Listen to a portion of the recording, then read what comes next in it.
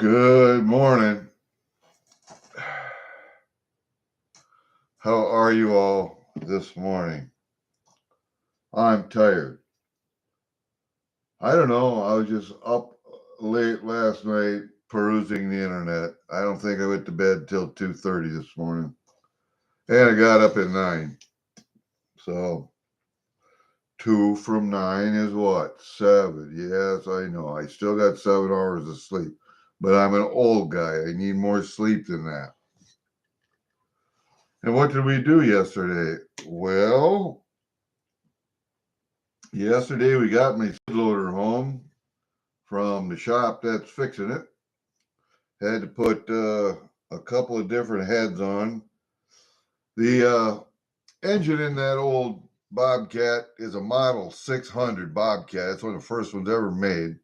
600 and then the 610 and then blah, blah, blah. But there were 3 motor options in that Bobcat. One was a Wisconsin V4FD motor. One was a Petter. And one was a natural gas fired engine, and I don't remember what the brand was. Sorry. But that skid loader came from a plant, a silica sand plant in Minnesota someplace. And I bought it from a gentleman who was my boss, who got it from his brother who worked at the plant. So it came from Minnesota, wherever it was at up there, at that silica sand plant. And it came to Iowa, to Waterloo, Iowa.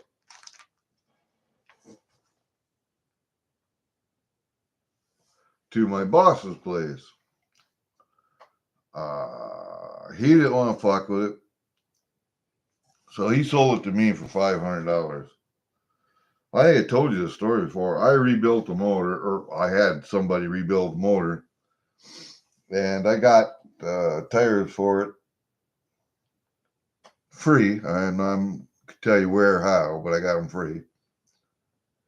And I think the motor cost me $2,100 to have it overhauled. And I had the new tires put on. And it's been a good skid loader. I think I might have had it tuned up because it still takes points condenser plugs. And you got to change air filters. You got to change oil filters. Hey, Steve looking for silver. Good morning. Yeah, I figure everybody's at work pretty much now. Mrs. Coin Crew, she watches at work.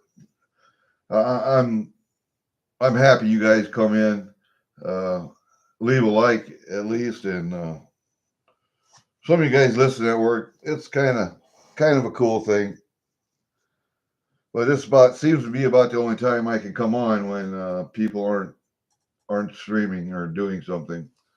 So anyway, I got that thing overhauled. Cost me $2,100.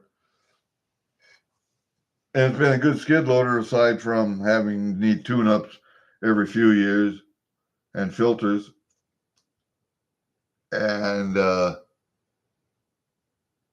think I've got 25. I'm going to say I have $3,000 in that skid loader. I bought it in 2010, 2 years before I retired. And it has lasted up till now with minimum maintenance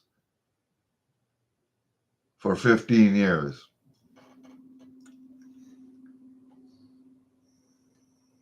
And that $3,000 price tag I put on it, that goes for the initial cost, the tune-up, and the maintenance over the last 15 years. So it's been pretty cost effective. I moved snow, I moved rock, I moved dirt, I moved trees. I did manage to find a set of forks for it that would fit the front end, quick attach forks. And I bought them, I think they were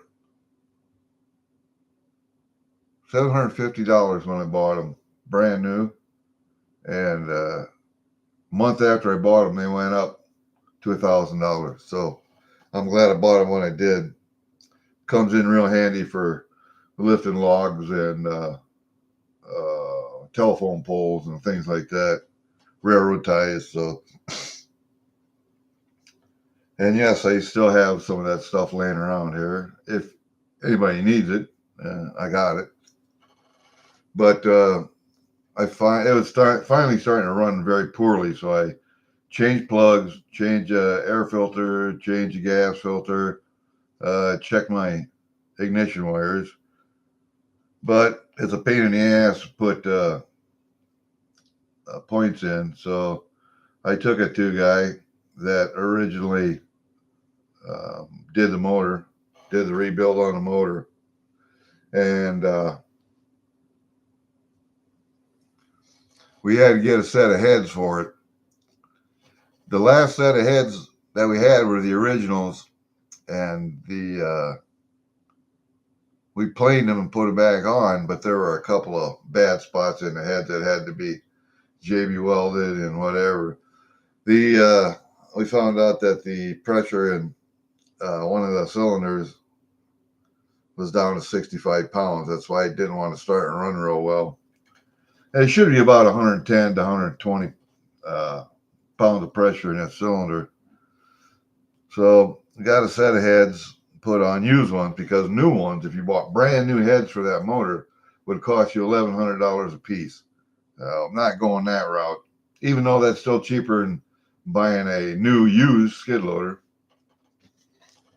So we got that done. I got it home, paid that bill. The bill was under $1,000, but more than $950. Let's put it that way. So still, I'm looking at $4,000 in that skid loader, and if it lasts me another 10 years, that'll be 25 years I've had that thing for $4,000. Come on. You talk about cost effective, that's it. But it was a big expense this month that I didn't really expect. So there's that. Then we're going to talk about the state of American education and the economy today. My brother was over, brother Brian, which is my youngest natural brother of us 7.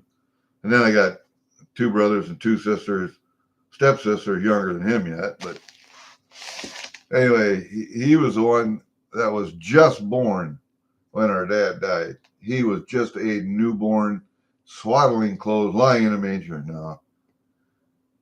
When my dad died. So, yeah, my mother was left with 7 children. The youngest one was still in diapers when my dad died. So we had some rough times there for a while, but a few years. Not bad. I learned what government cheese was. I learned what powdered eggs and powdered milk was.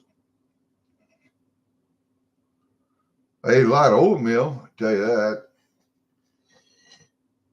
A lot of cream of wheat or grits, same thing.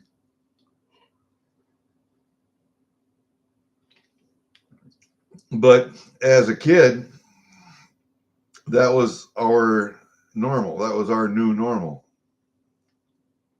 And we still thought we had it pretty good.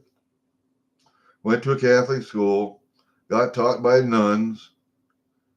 You know, it was your typical farm country upbringing. Went to both of my grandparents' farms, who both milked at the time, but retired as I was growing up from farming and milking because their kids got older. So raised hogs, raised horses, raised sheep, little of everything. So my education was pretty good. being a town boy that only had 2 miles to go, 3 miles to go to get out to a farm. As a kid, I broke horses. I broke ponies to ride and drive. I saw my grandfather, Gale, be on my dad's side doing farrier work. Him cleaning hooves, him cleaning frogs, him trimming hooves. Yeah, I saw all of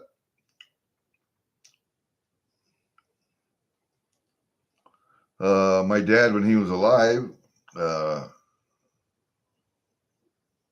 a Korean War vet. He also liked, he was a radio teletype operator and mechanic in the Korean War. And that electrical knowledge and fascination came with him when he got out and became a civilian. He fixed radios and TVs in our back room. And so we got to see that. Got to take stuff apart. He would let us boys take old junk stuff apart, and he would save the parts out of them. We didn't have a indoor toilet. We didn't have any indoor plumbing in that house when we first moved in. We took tin tub baths on the kitchen table with a hand pump on kitchen sink countertop, and it was heated on an electric stove. We did have electricity, though. Both of my grandparents had wood-burning stoves in the kitchen until rural Iowa became electrified.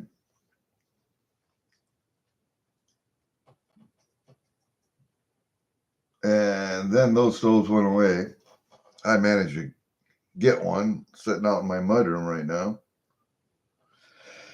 But yeah, I saw a lot of stuff growing up that kids today don't see. And when I did go to high school, we had ag class because we live in agricultural Iowa. So you got FFA was a big one here, and they had an FFA chapter in school. 4-H was also a big one, but that was not a school-sponsored endeavor, although we all belong to 4-H. And one of my first projects for 4-H was bees, honeybees, because my stepdad raised honeybees, his mother raised honeybees, her mother probably raised honeybees, and that was a woman's chore. And the funny story with honeybees is during World War II, the only way that you could get sugar, because it was ration, was to feed your honeybees. So if you had honeybees, you could get sugar. But if you didn't, you couldn't. So that's, I think, why my grandmother and great-grandmother were raising honeybees. Just so they could get the sugar for the family table. Not to say that they didn't feed the honeybees. They did, because you get a lot of sugar for honeybees. But a little of that would sneak its way onto the kitchen dinner table, or breakfast table, I should say. Anyway, I've had an interesting childhood, and I learned a lot of stuff. In high school, we had the ag class, like I said, but we had a metals class, which taught us welding and sand casting and just fabricating, all kinds of stuff. We had a mechanics class that taught us fundamentals of small engines and how to repair and take care of them, all the way up to cars, small engines, all the way up to cars. We had a woodworking class, which I did take, and I did make my biggest project, I think, was a footstool. Let me see, what other classes did we have? We did have home ec, which did teach you home skills, but that was more of a girls' class than it was for men. Had I known better at the time, or known then what I know now, I'd have taken home ec also. It's, I don't know who taught me how to write or keep a checkbook, or a budget, but I didn't go to home ec class. I think I learned that at home. So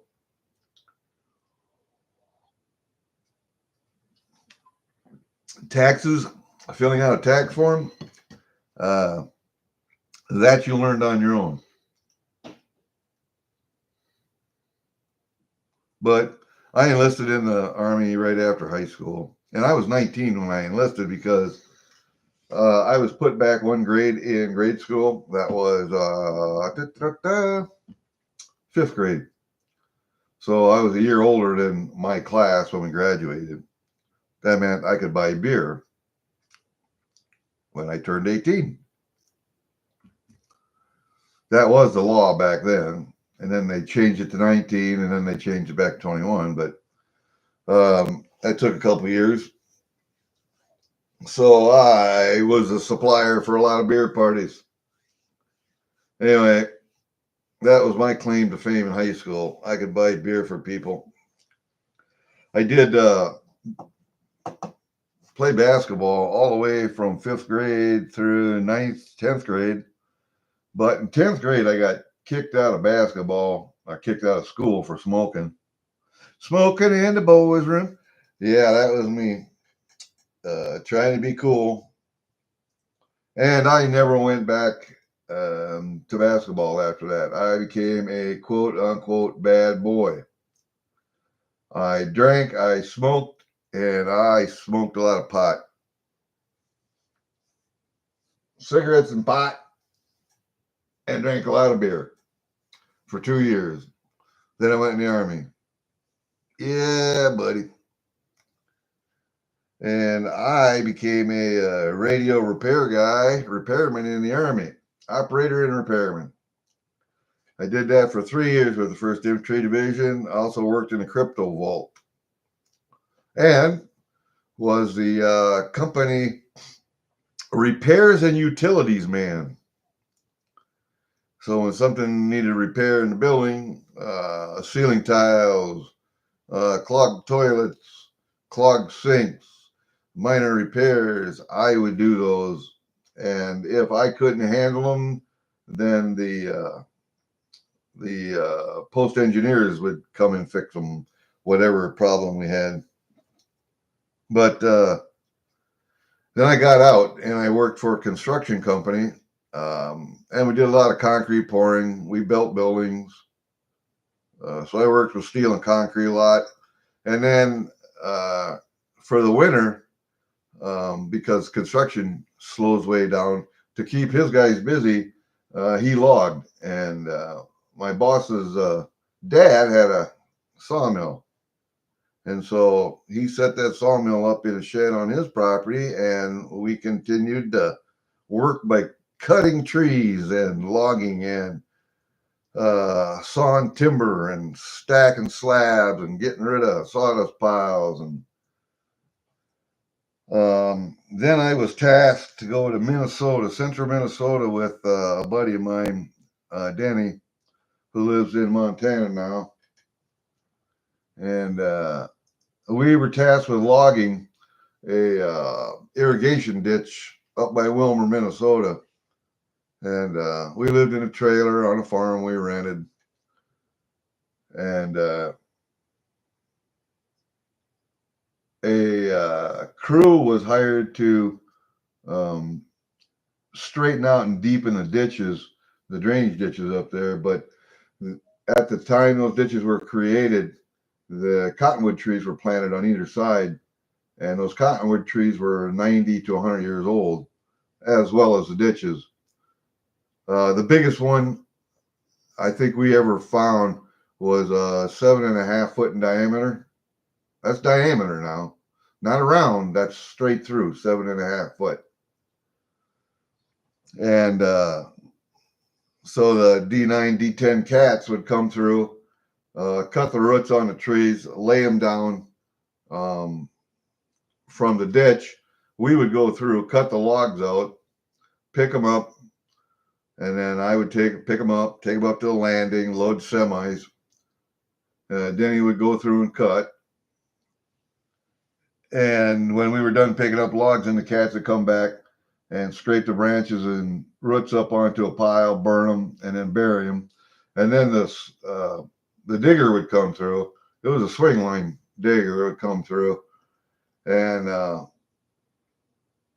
dig out the drainage ditches and then pile the dirt up beside the drainage ditch. And then another cat would come through and then smooth everything down from the drainage ditch from those piles of dirt. It was quite the operation until the company that bought the cottonwood from us, and it was all being sent to, because cottonwood is very clean wood, was being cut and sent to a pallet making company for meat. So they would make pallets for meat that went to locker plants then, or processing plant for beef and pork. Well, that company that made the pallets actually went broke. And so that was my employer's biggest customer. And I think he learned not to put all his eggs in one basket because he went broke also. So I was left without a job. What did I do? Well, then he moved back to Montana. I re-enlisted in the Army. That's when I went to Special Forces, guys. So, I've had a lot of experiences with the trades. Let's say, quote, unquote, with the trades. I can fix shit, mechanical, electrical. I can build. I can pour concrete. I can break a horse. I'm not going to do it anymore. I'm too old for that shit. I'm too old for most of this shit anymore. But I know how to do it. I taught my girls how to do some of that stuff. 2 of the girls that took on, 1 girl that didn't. So, but I don't know how many years ago it was, the schools in Iowa decided they want to save money and to concentrate on other subjects, other stupid subjects like gender studies and women's studies and fucking just dumb shit. They did away with all the shop classes. They did away with the home ec course. They did away with chemistry, biology. Did away with that shit. Especially the shop classes. Well, guess what? The economy has swung hard the other way. It used to be everybody had to have a college education. Didn't matter what it was, but you had to have a college education to get a job. My girls all got college educations. One of them's got a master's degree. The other 2 got bachelor's degrees. I got an associate's degree in electronics. I went to DeVry Institute of Technology. And I got a degree in the fine art, applied art. I have an associate's of science in electronics. And I got a job immediately out of school. But I went to college after 2 years in the Army, or after 2 tours in the Army, and 1 tour. So I've been 3 years repairing radios, 2 years of getting out and still in the reserves, of course, but working for a construction company and logging, and then 3 more years in the Army as a radio operator, of course, and I also repaired. But the thing is, I know all that stuff. I can't tell you what my daughter's majors are in. My oldest daughter's major, her master's is in public administration, I think. My middle daughter's major is in finance, but her minor is in women's studies. My youngest daughter who was the really smart one, went to community college for a couple years and then went to postgraduate school from the community college. So she got her associates and then went and got her bachelor's. But it was a local Iowa college and it was online for most of it. I think she had to visit the school twice. Once when she enrolled and once when she graduated. Otherwise, everything was online. And her degree is in computer programming. And she went to work for Best Buy, got all the way up to sales manager for that store. And then Best Buy's hit hard times and they closed down. My one daughter worked for, I can't remember the name of the company. She works for Principal Financial Group right now. And she does retirement accounts. Youngest daughter works for a security software company, and she has 5 major commercial customers that she works with for updates and upgrades on that software, security software that they have. My oldest daughter works for a nonprofit in Philadelphia.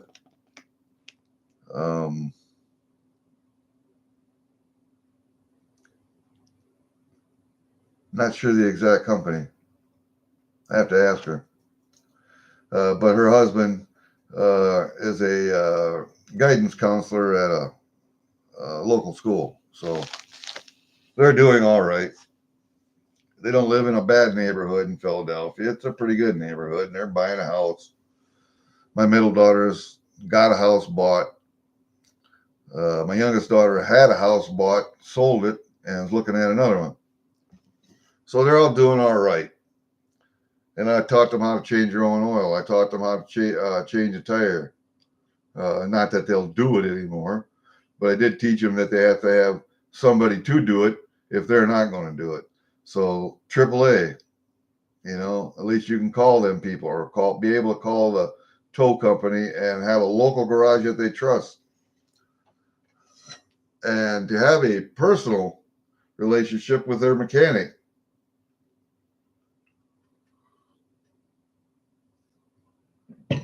Anyway, I took those classes out of schools.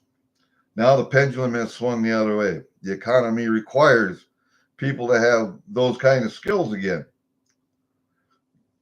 And Iowa schools are talking about putting those classes back in school, which would be the smartest thing they ever fucking did. Don't know why they took them out, but they did.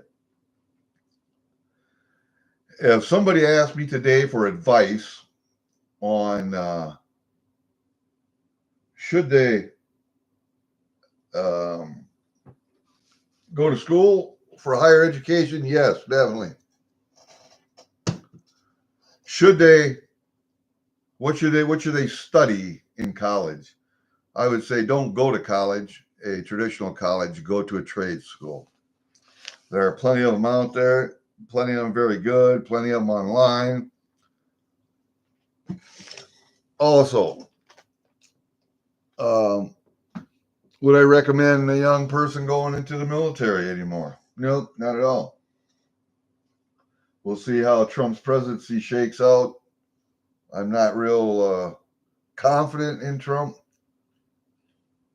It's not that I'm not confident in Trump. I'm just not confident that he can get as much accomplished in 4 years as it has taken us decades, 50 years, 5 decades to get us in the situation that we're in. And a lot of that thanks to my parents and theirs, the baby boom generation, post-World War II generation. I'm at the end of the baby boomers. I'm a 56 baby. So I grew up during the 60s and 70s. 80s they spent in, 75 to 78 I was in the Army. 80 to 83 I was in the Army, active duty. From 78 to 80, I was in the reserves. And then from 83 to 95, I was in the reserves. So I've seen a lot of changes in the military. And until the military starts to realize that, and along with corporations, that DEI hires are not the way to go. You're going to have to hire people on meritocracy again, what they know, what they can do for the company, no matter what your gender is, no matter what your sex is, no matter what kind of sex you have, no matter what your skin color is, no matter anything. What are your skills? What can you bring to the company? And are you the best person for the job? Once the military gets back to that, once industry gets back to that, the economy, industry, once that gets back and the military gets back to that, and things start to swing back the other way, only then will I recommend going back into the military. But I really don't see why we can't have a jobs program like the Conservation Corps, or where a young person could work for the government doing infrastructure work, or the Conservation Corps, which is also infrastructure, but dealt mostly with public use land and national parks. Why they couldn't cut some of the brush in California and clear out that crap that fueled a lot of the fires. See, until we get back to common sense, I guess, I won't recommend that you take part in this economy. I won't recommend you take part in the military. I won't recommend that you take part. And that's why Biden had to let a lot of illegals over the border, was because of employment. Businesses needed workers. And a lot of American men just said, you know what, fuck this, I quit. You guys want to give jobs to DEI hires? You want to require that I get a poke in the arm from a vaccine that was tested on 8 fucking mice over a period of maybe 2 months? And you want me to be the experiment for you? And if I don't take that, you're going to tell me that I can't have a job? I can't work for you? Fuck you. Then I quit. And that's what they did. And that's where we are today. So we'll see if Trump can start to swing shit in the other direction. You know, I'm not a Trump guy. I'm not a disciple. I'm more or less a 75%. I'm a 3/4 Trump guy. Yes, he was a Democrat at one point in his life, but he was an old style Kennedy Democrat. He wasn't this new ultra liberal left kind of Democrat that we see in the Democratic Party. I don't know why they even call it Democratic anymore, because it's not. Anyway, it took us 50 years to get into this mess, all the way from Eisenhower up till now. Every president up till now, I think, has been shit. I think maybe Reagan was half good. Now, remember, Reagan actually legalized 10 million illegal aliens that were already living here. But those are the people that were working, that were earning a living. And instead of sending money back to Mexico, he just said, nah, you're going to pay taxes now. And he legalized them. All right, well, I can get behind that. But it's one thing that Trump needs to do, is overhaul that immigration system.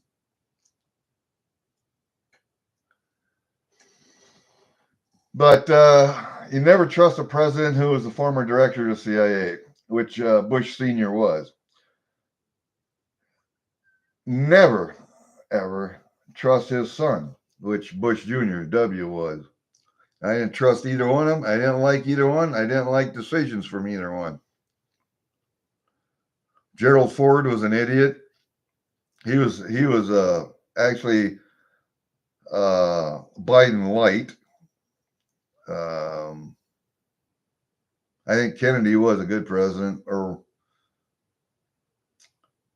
if he'd have been allowed to serve out his term, and I say allowed because it was our intelligence agencies that had him whacked.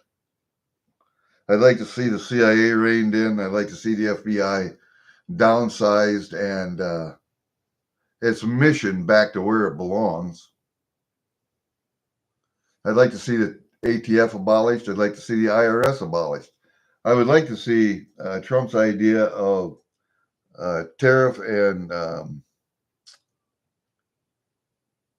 foreign money paying the taxes in this country, because there are a lot of companies, foreign companies in this country that are making money here. They're the ones that the income tax was designed for, not the average citizen who makes money here. I work for an employer. I make money. That shouldn't be taxed. Shouldn't be taxed. My property should not be taxed. I bought the property. Why am I being taxed on it? Actually, I don't own it. I just rent it then. I rent it from the government because if I don't pay that property tax, my property will be seized and sold at a tax auction. Happening all over this country to this day.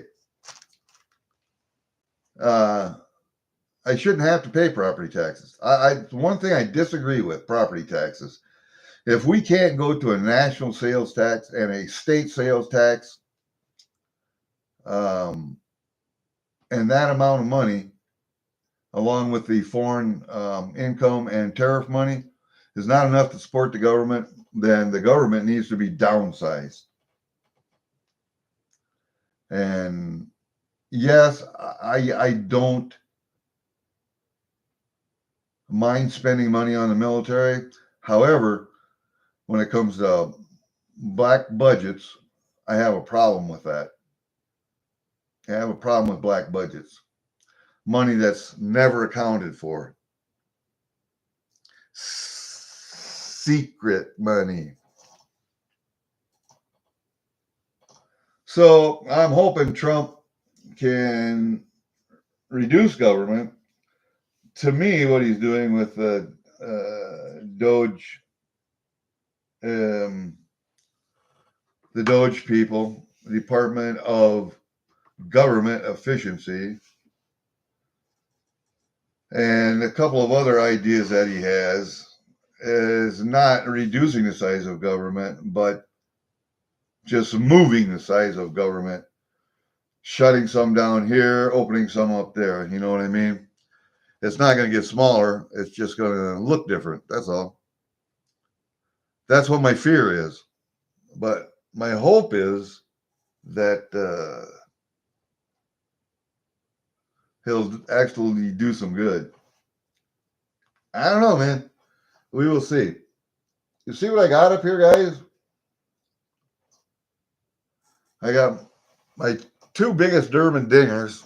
I'll just move the camera up a little bit. My two Durbin dingers, my copper ones. I have my Durbin dinger with a 223 round on it.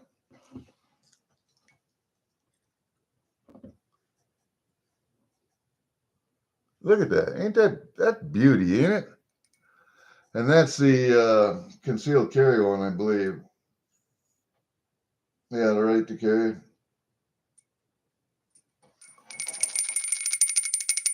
I forgot to do that. And then my other one is the biggest bell I've ever bought from Durbin. And that one is just cool as shit.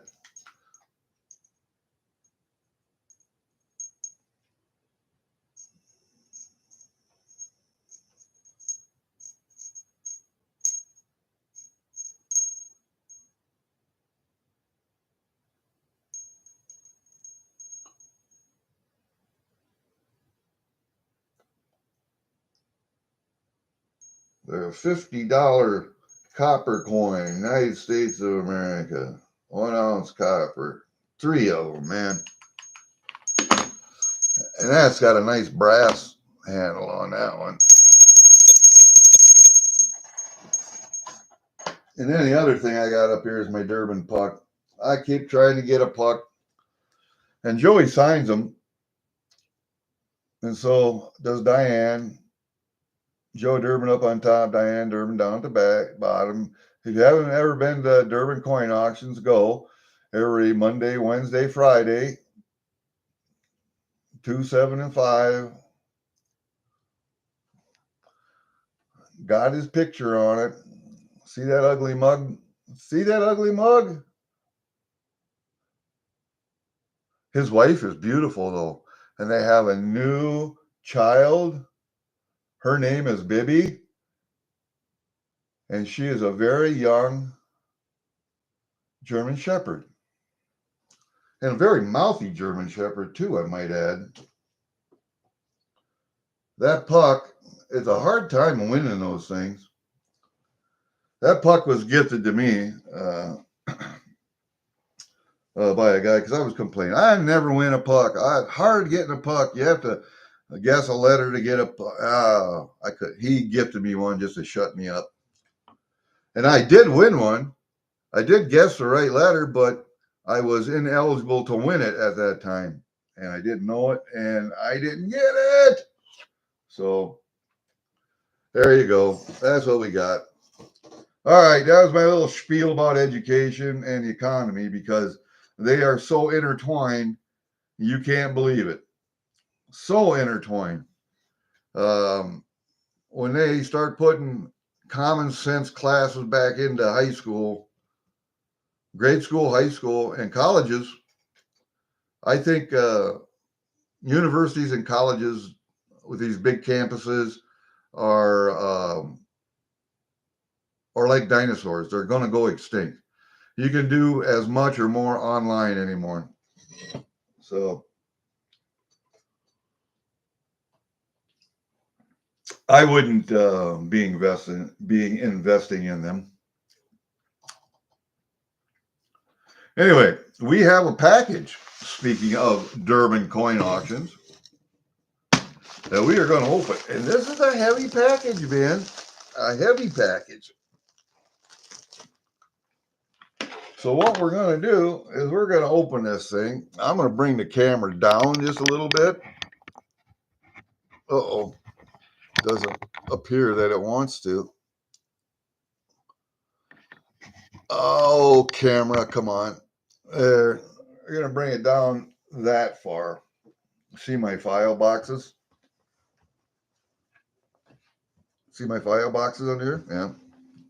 We'll bring the table up a little bit so we don't have to look at those. Uh-oh. There goes my Indian coin. This is an Anna, I believe, but it's a 10 Anna piece. That's a giveaway kind of thing there. Let's move. See my I got this I bought this and it's J.M. Boya. I have to take a little packing peanuts off there. But see, they're just J.M. Bullion rounds. I bought 10 of them, half a tube. These are what I keep in my pickup in case I ever need some emergency cash. Well, what's 10 silver rounds worth? Well, I just figure always $30 because that's the new normal. So 10 times 30 is $300. Keep that in my pickup console, and you always got $300 with you. If you do want to go to something smaller, you can keep Grammys or 10th ounces. Those Benchmade, yeah, that's a 10th ouncer in there, and I got a whole bunch of little Grammys that stay with that. I keep up here on a table just for giveaways, but they go in my truck also. And then I bought this silver, 58 grams of old Canadian nickels that you can't see anymore. Those are all 925. All these rings here are 925. Took the stones out. And I weighed them up. They're 58 point some grams. So I bought that. So we got a lot of junk silver there that's got to go get melted. I think I'm going to send that down to Ginger. Have Ginger melt that silver for me and pour me a channel round and 925. But I just got to find some more 925. So I got, there's like an ounce and a half of, or an ounce and a third of sterling there. So I can probably do that. Anyway, let's get this out of the way. Put that up here. All right, let's open this thing up. I'm going to have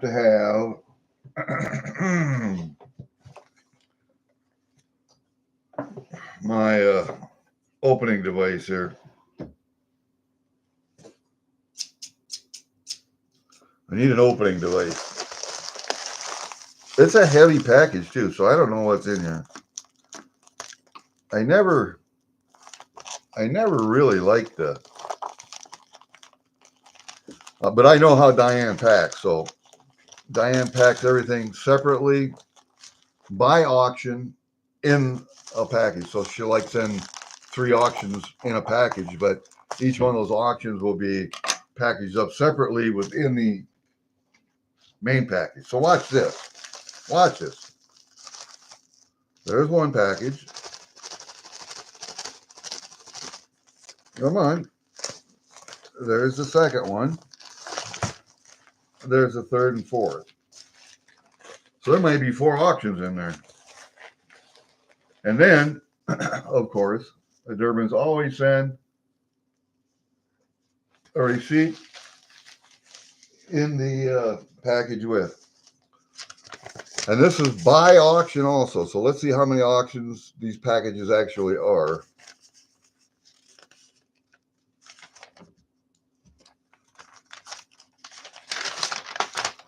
Okay, there's 1. There's 2. Okay, so these are 2 auctions right there. 2 auctions. And I love that they do this. They also send them by email. They send a receipt by email. You pay. I pay by PayPal. And so you could print this off if you wanted to. But they send it in the package, which I appreciate very much. And I think a lot of other people do too. So I'm just going to take a look at these invoices and see. Oh, you can see.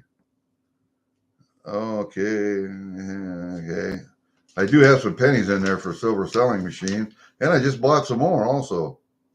Looks like I got like 4 rolls of pennies here. I got some Canadian stuff and I got some American commemorative stuff, which is what I generally buy. I don't buy a lot of American coins unless they're eagles. Buffaloes, eagles.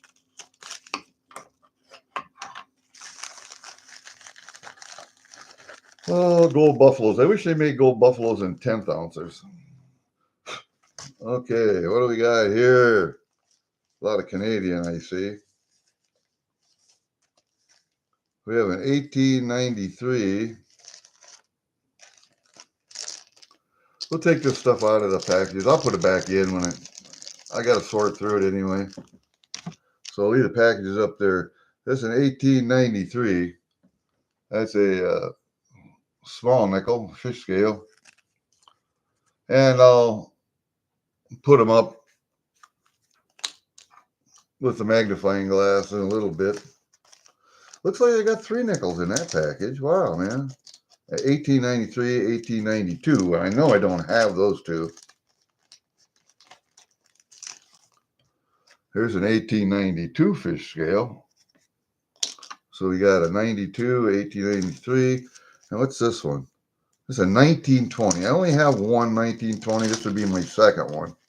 I have every Canadian nickel from 1899 up to 1920 of the 925 fish scales. I think I'm missing a 1916 is the only one. But, and then this one, 1919 half dollar. I do not have this one. This is also a 925, but this is the older version of the half dollar. Got King George V, I believe. Yeah, King George V, so you can tell it's before 1920. But yeah, that one's pretty worn on the back, but you can still make out the date, and you can still make out the 50 cents Canada. So that's kind of neat. I'm glad I got those. This last auction yesterday didn't have much Canadian on that I didn't already have, so I didn't buy too much. I did buy some stuff, but I didn't buy too much.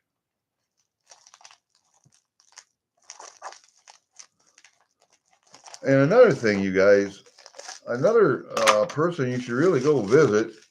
And I know it's late at night when he comes on, but Kiwi the Silver Demon was auctioning off a 2-ounce V for Vendetta mask in box, numbered, blah blah blah, for $100 and then plus shipping. So $15 shipping, $115. And he was auctioning it. He could get no bids. No bids. And I know it's worth well over.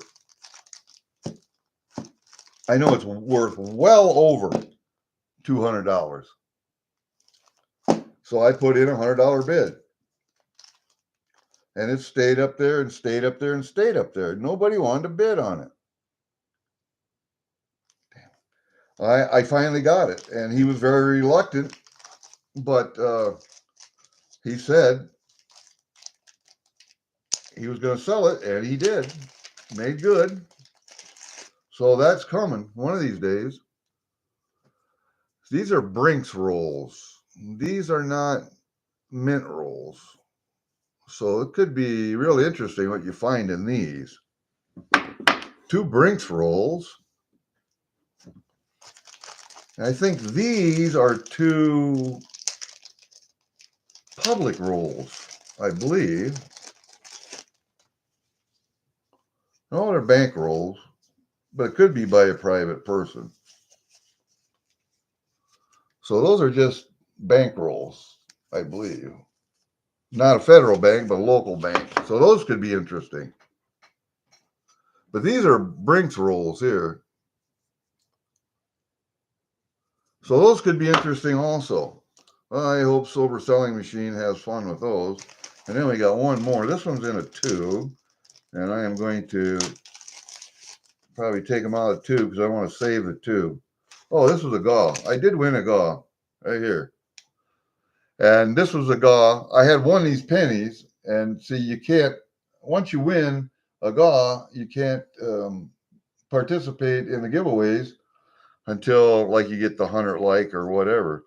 And I guessed the right letter on a puck, and I didn't get the puck because I'd already won this.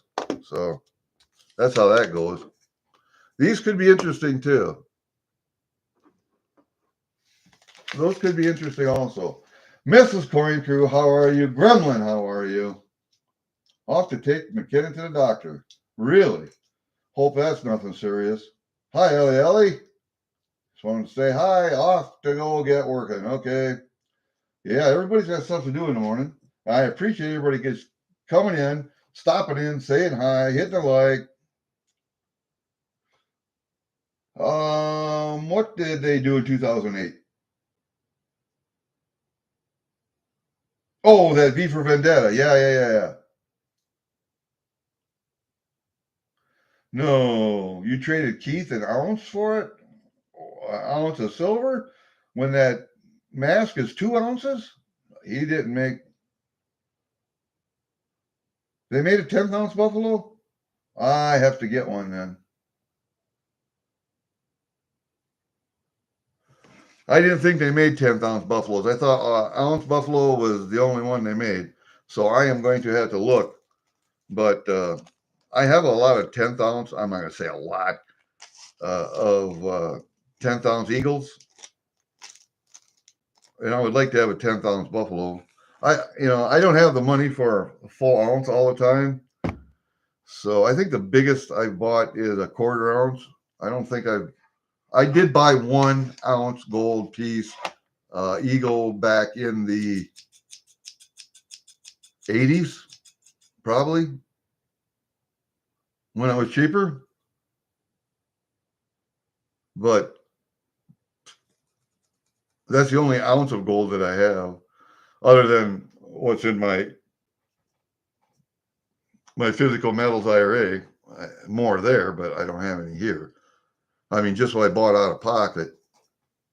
Um, so I got a lot of 10th ounce Liberty or MMX Liberty coins. I have Canadian 10th ounce. I have Brit 10 ounce.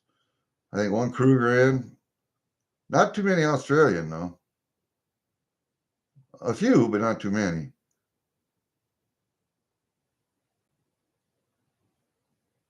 Canadian American. I have no Mexican 10th ounce stuff. I got some old gold from Mexico.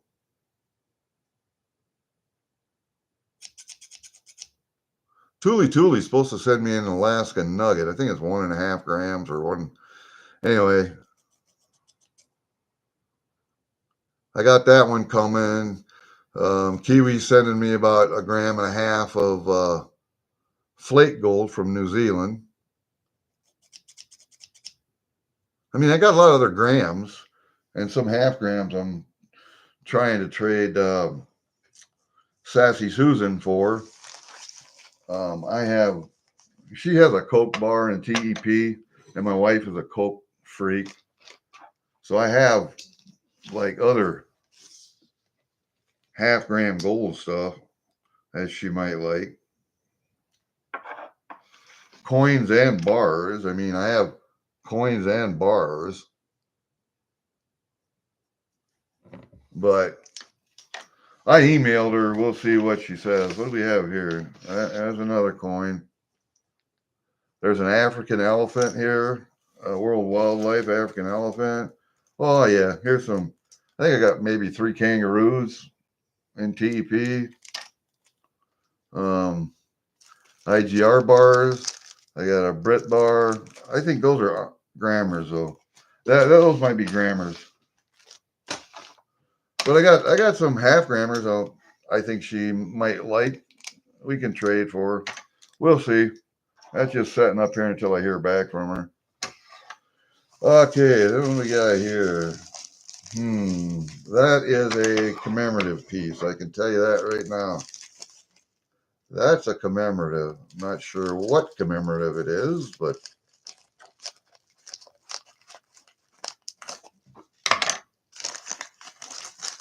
see, I like this. Fold over and seal like that. I can use these again for mailing. And I have. I use them a lot. But I got too many. So if anybody wants some of these, man, I'll ship them to you. I got all different sizes. Oh, these are my 2x2s. My 2x2s that fit my Canadian 50-cent pieces. Yeah. Or American 50-cent pieces or whatever. I got a couple dozen of those, so I needed those. Those I needed them. Let's put some pennies down here. Maybe you can see them better. I don't know. Oh man, we got pennies up to. You know what? I don't like those things rolling around. Put them right there. And then we got all these nickels. We'll leave the nickels and that stuff up here. This one will be commemorative. We'll see what was heavy were the 5 rolls of pennies. I think I got 2 commemorative sets in here. American commemorative sets. Man.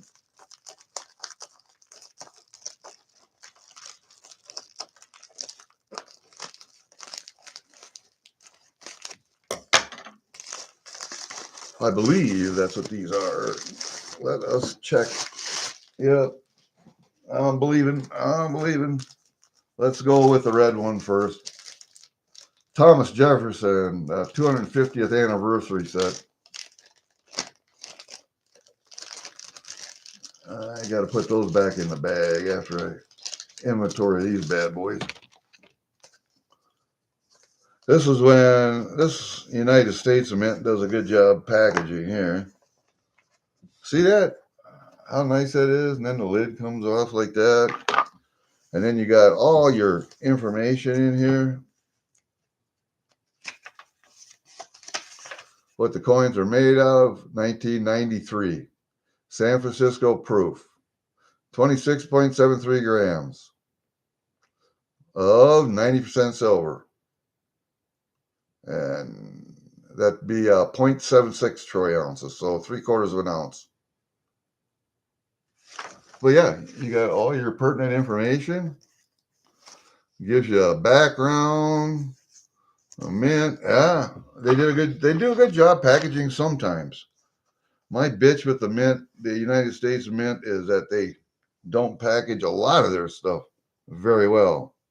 This is packaged really well. And it's a proof. This I like. I don't know if you like that visage of Jefferson. That's the Chad. That's the Chad look there. But what I like is the background, the obverse on it, or the reverse on its coin. That's a neat coin. And, you know, I collect Canadian stuff, but I do collect American commemoratives. So when I can get them, I'll get them. Yeah, it's a real nice set, man. I like that a lot. Nice velour case. Nice presentation. I like it. I like that a lot. That goes back on. Then you got an outer sleeve that it goes in. Really, really nice. I like that. We'll put that one right over there. And then this one, nice velour case too. This one doesn't have a box with it though. Sometimes you get them like that, sometimes you don't. Nice velour case, blue velour case, very nice. Ah, look at that set. Yes, one is silver and one is clad. Guess which one's which? The Statue of Liberty, and I have this coin, but as a single, I don't have it in a set. I like that reverse also very much.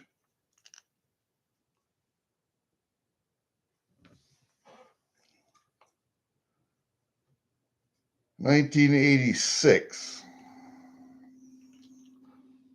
So that one's the silver, and this one right here is the clad.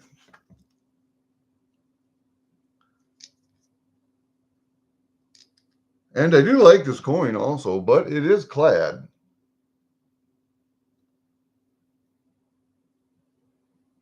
Rising Sun, Statue of Liberty in the foreground.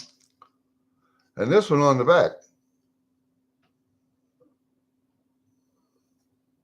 With all the people coming. Immigration. Got to fix that immigration system. Not that we're against any immigration. We're all for it. But it's got to be the right people. No criminals, no cartel members, no terrorists, no people that want to suck off the system. We need people who want to better themselves, better their families, and make money, do better. Those are the people we want. All right. Well, hey, That wasn't a bad little haul. What do you think about that haul? They made a 10th ounce buffalo.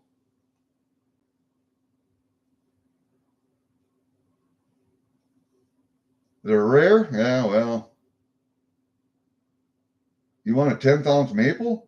Hell, you can buy a 10th ounce maple from MMX, or I get a 10th ounce maple every month. I buy one every month, comes right out of my checking account. I make sure that that's one of my normal bills every month. It's just like the electric bill or just like the gas bill. Every month, I buy a 10th ounce maple. And I can change that from maples to ASEs to Britannias or to the cheaper MMX Liberty Head, Statue of Liberty Head, their rounds.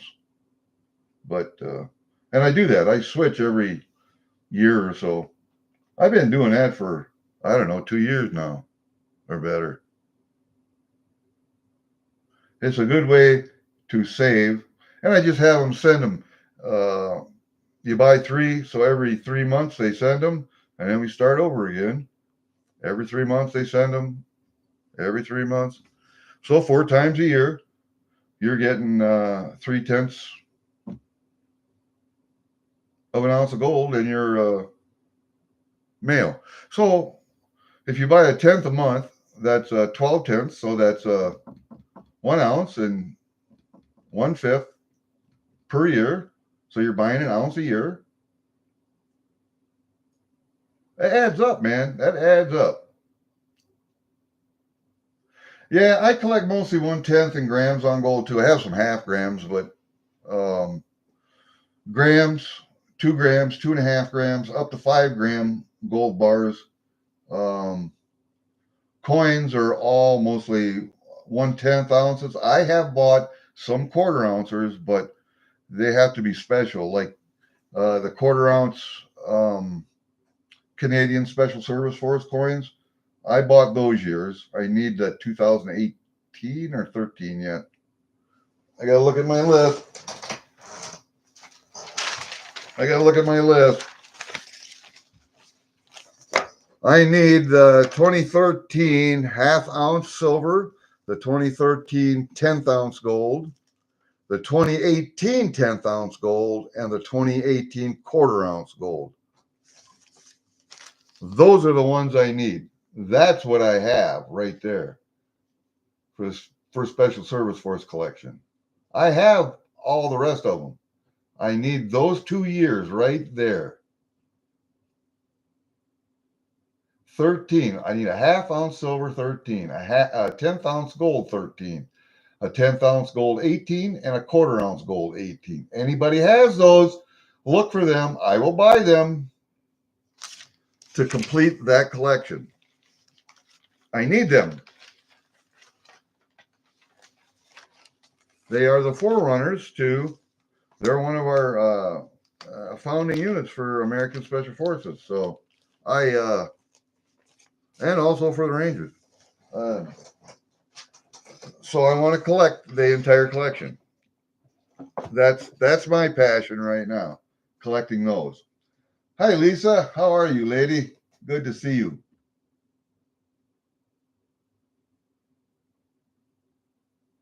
Scratch is so easy to get a 1/10 ounce gold maple. Quit buying silver for a month. Buy that piece of gold. That's all you got to do, man. That's all you got to do.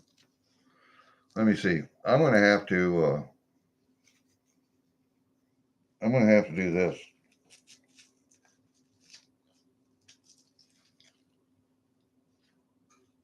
I am going to have to do this.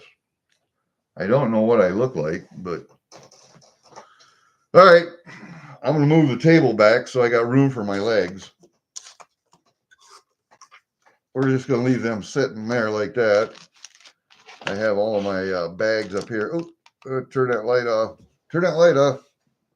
All right. I want to get up, move the table back. Don't be alarmed. Don't be alarmed. Oh, good thing I had pants on, huh?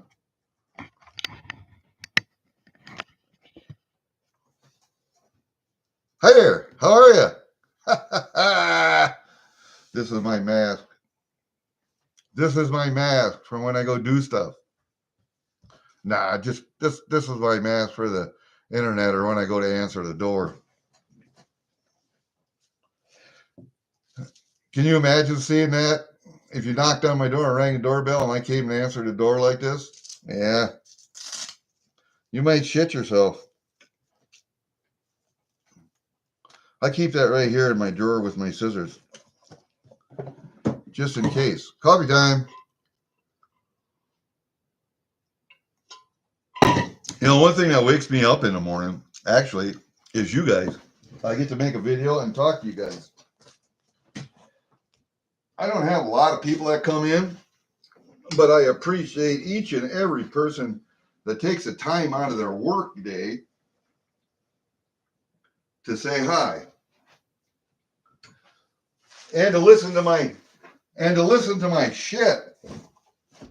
I got to put my pillow back up here. I put my foot up and I do stuff there. Yeah, I have some other gold sitting up here. Here's all of my 50-cent pieces I gotta put into 2x2s.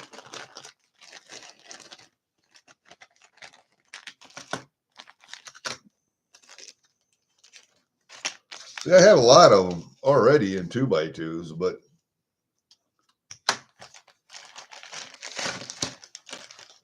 well, there's some more. Here's a pile of them that need to go into 2x2s, and they got to be labeled and whatever.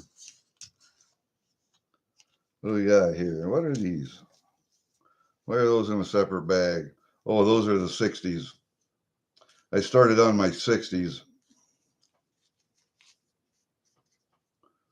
Try to collect them by years. What are these? These are the, those are 60s also. I see, 60, 60. Yeah, those are all 60s. Right there.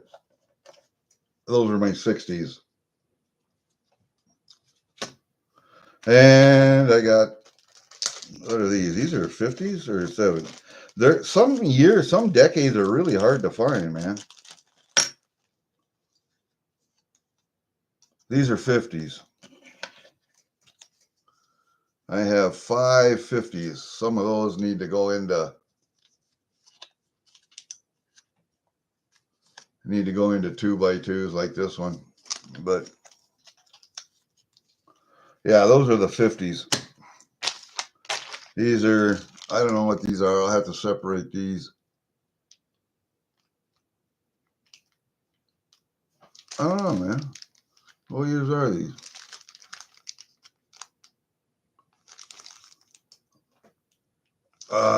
Man, it's so hard to see anymore. Oh, I see a 60 in there, so might be all 60s. I don't know. 60s and 50s. I haven't found too many 70s at all, or 80s. I don't know when they quit making that $50 and went to the other one. I guess I can look it up. But my Canadian collection's coming along. I mean, it's not I don't have the biggest Canadian collection of you've ever seen, but I gotta start clearing out a drawer in that one safe. I have a four drawer. Is it 1, 2, 3, 4? 4 or 5 drawer. It's a filing cabinet, but it's a safe. I mean, it's hefty safe, double lock. It's yeah. Anyway, one of those drawers, and you imagine the size of a full size filing cabinet, but much wider, much wider. Same depth, but about that wide. And I got one drawer is just full and overflowing with Canadian stuff, so I got to clean out another drawer. That's as big as my Canadian collection is right there. I don't have a great big collection, but I got a pretty good collection. It's not big, but it's pretty good. And then I have one drawer that's about full of American stuff. So I keep like tubes of Eagles and um, I got Britannias, tubes of Britannias, tubes of Maples in there. Yeah, tubes of Maples. And all my commemorative stuff. I think I have. And what's nice about this stuff right here, you can put it in bags and fold it, and it really is um, easy to stack in ammo cans. And then the ammo cans can be put in a safe. And all the ammo cans can be stacked.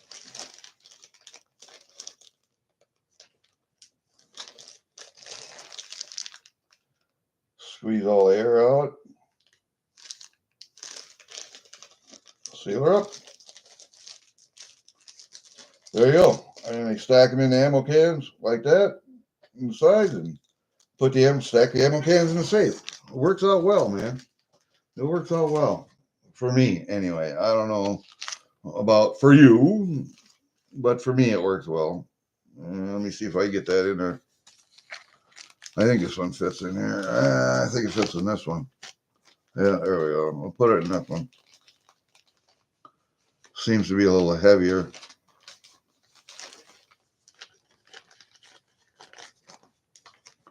Wow, that one is really tight in there. But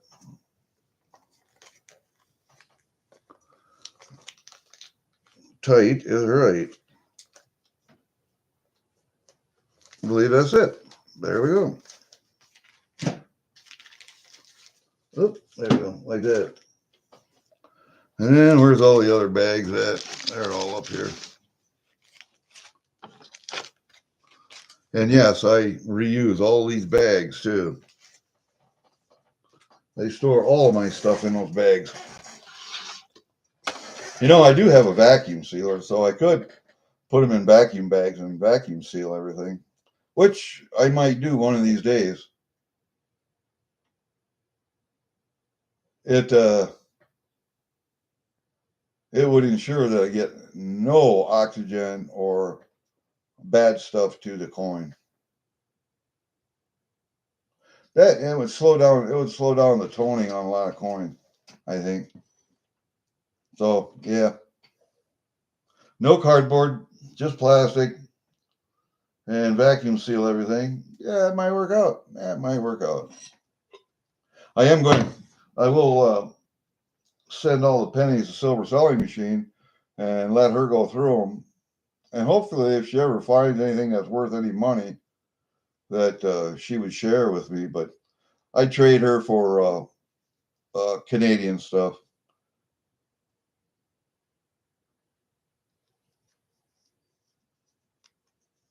So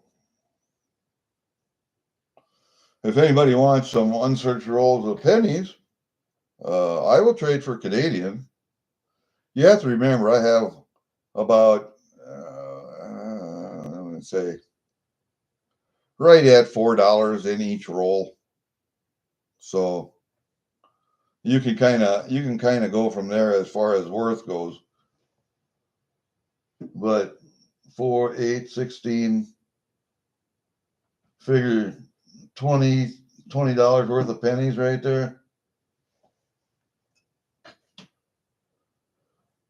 So yeah, if you ever find any like a 1909 VDB, blah blah blah penny that's worth $30,000, you know, and if that roll of pennies came from me, I would hope that everybody would be honest enough to, hey Gary, I found a penny that's worth some money, and I made like $25,000. Here's 5,000. That would be great, but I don't hold out hope for humanity. This community I hold out hope for. Most of humanity I do not. And I have seen, and talking about education, now I've seen over the years, um, as we become more urbanized and getting away from agriculture and the farm, moving to the cities, people living in the cities, growing up in the cities, educated in the cities, how much common sense has declined over the last, I'm going to say 3 decades anyway, if not the last two. I'm going to say 3 decades probably, since 1990. Uh, Common sense in young people has declined to the point where they're almost stupid.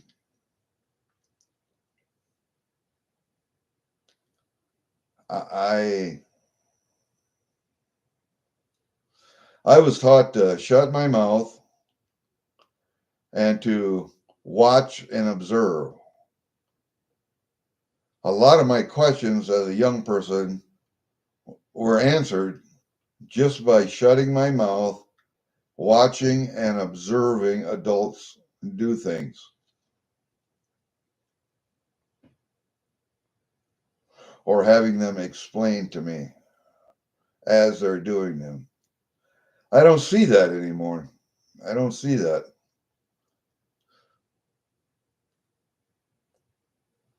I especially see that driving. A lot of young people, 20s, 30s, even some in their 40s, but mostly 30s, that couldn't drive a stick up their ass if they used both hands, a mirror, and lube. But they give them a driver's license.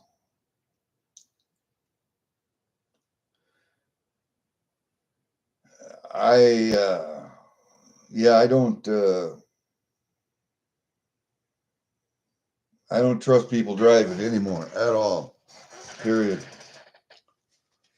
And when it comes to common sense, just doing normal everyday tasks, or what I consider normal everyday tasks, has just gone out the window, man. People are so helpless anymore. Just helpless. So there's something to be said for common sense and resiliency and self-reliance. And if you need help, yeah, okay, ask for help. But don't expect help. Don't expect people to come over and do things for you because you're too goddamn stupid to look it up. And that's one thing. The internet is just, you have the whole world's knowledge, ancient and modern, at your fingertips. It's called a computer. And you hold a small computer in your hand every day. You can look stuff up as you're doing it. Don't know how to change a tire? You got your phone on you, right? Google it. Look it up. Watch a 5-minute video while you're sitting on the side of the road with a flat tire. You look that information up for your specific make and model of car, where all the equipment is located in your vehicle, the jack, the handle, the spare tire, where and how to do it, how to jack up the vehicle, how to loosen the lug nuts, how to tighten the lug nut, all of that stuff you can. It's a 5-minute video. Watch it instead of calling AAA. Oh, I'm going to get my work clothes a little dirty. Well, tough. I don't know, man. I just see common sense is a really, really scarce commodity anymore. You know, I try to pay down my credit card debt. That's the only debt I have is credit card debt. And that's all from basically buying coins here, there, and everywhere. Uh, Do I make my money back on coins? Yeah, sometimes I do. Maybe in the future I will, or my daughters will. Um, and I try to pay. Let me see. How much do I pay a month on credit? $2,000 a month on credit cards, and that's 5 times or 6 times their minimum payment due. And so I get myself out of credit card debt every 6 months, go back and forth, and yeah, I know that's not the best way to do it. Should pay it off at the end of every month, but a lot of times I get lazy, or a lot of times I have $1,000 bill at my local mechanic over there for my skid loader, or I have to have a couple of tires for my tractor. Well, that's $600 a tire there. So, you know, or I need a set of tires for my truck. I try to buy two new tires for my truck every year, and then I could just keep rotating. New ones go on the front, the 1 year used ones go on the back. I just keep rotating. Every 2 years I rotate. So I have two new tires every year. I try to do that. Batteries are the big thing. I have one log splitter that's electric start, has a battery on. My skid loader has a battery on. My Gravely zero turn lawnmower has a battery on. My wife's John Deere lawn tractor has a battery on. Batteries in cars, batteries, her car, my truck, in my tractor, and trying to keep all those batteries charged and up to snuff is a chore in itself. I have battery tenders, trickle chargers that I put on one, two, three of the batteries, but the other ones I have to take out, keep in my warm shop for the winter, um, give them a charge every now and then, test them every now and then in the spring put them back in or get new ones. Batteries aren't cheap anymore, especially car batteries. They're over $100, and the small 12 volters for like my four wheeler or my log splitter or the lawnmowers, they're getting upwards to $100. So if you have three or four of them go bad at the same time, that's a bill that you really don't expect. And then I try to buy Christmas gifts all year. This year I gave everybody silver. Everybody got silver. Silver Durbin bells, uh, bike bells, angel bells, large bells. Um, Everybody got a bell that they wanted. I had them pick them out before Christmas, so they knew what they were getting. Um, Son-in-law, boyfriend, they got mint sets from the year of their birth. Silver mint set in one, clad mint set the other one, because they didn't make a silver mint set that year.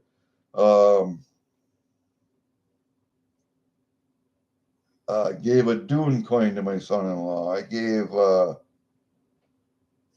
man, I gave my wife three or four religious object silver, a Jaeger Port Cross, I don't know what silver shield, or intaglio, Virgin Mary, praying hands one. Just I gave everybody silver this year. I tried to buy it all year long, spread that bill out. Plus, I gave them gag gifts. Uh, One son-in-law got a Claymore mine. Three of my buddies got Claymore mines, fake Claymore mines that are meant as gag gifts. Lottery tickets to everybody. I gave gift cards, gift Visa cards, $50 to everybody. Shit. And I try to buy that stuff all year long. Spread that cost out. But I don't know. I gotta read the chat here. Crotch shot. Yeah, and you want to really confound millennials and the after generations, Gen Zers or whatever they're called. Put them in a car with a stick shift or a truck with a stick shift. Better yet, put them in a truck with a stick shift and a manual uh, shift transfer case at the same time, or give them a analog clock or a watch. Uh, Tell them to write you a 300-word story in cursive. Uh, Show them an old rotary phone. Tell them to call their number. See if they even know how to pick up the receiver and dial it.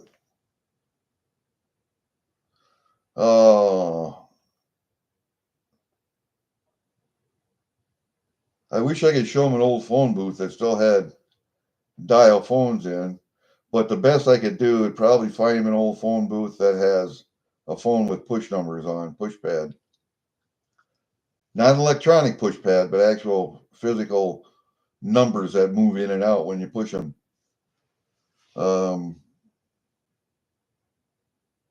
I'd like to have kids out here like 8, 9, 10-year-old kids when I take apart an old microwave oven or take apart a refrigerator or stove or whatever and junk stuff. When I junk stuff and have them sit there with screwdrivers and pliers and wire cutters and watch them take stuff apart. So they know how stuff is built. Yeah, buying some lawn darts. You'd have to get them on eBay because I don't think you can buy them regular retail anymore. I think they took them off the market because they were so deadly. We had them. I didn't see anything deadly about them, but hey, never underestimate the stupidity of children or adults, for that matter. Here we are, going on an hour and 30 minutes. I stretched this one out, didn't I? One package from Durbin Coin Auctions, and I stretched that out. If you guys don't go to Durbin Coin Auctions, you should. Joe Durbin's wife, Diane, has her own website, Diane's Cabin. Check that one out also if you like homey stuff. Okay? And you can pick up some survival tips there also. You just have to realize that they are survival tips. She's not going to tell you they are, but they are.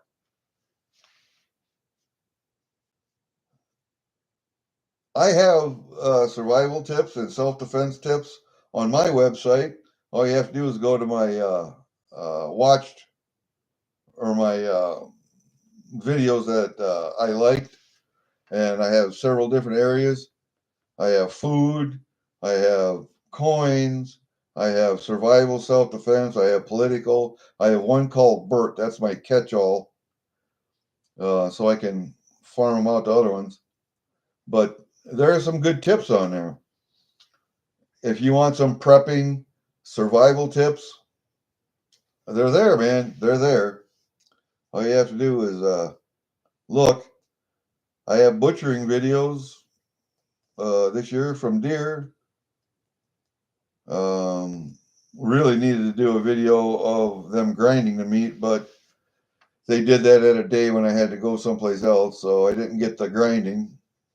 And they didn't use a bandsaw this year at all. We boned everything. So I did do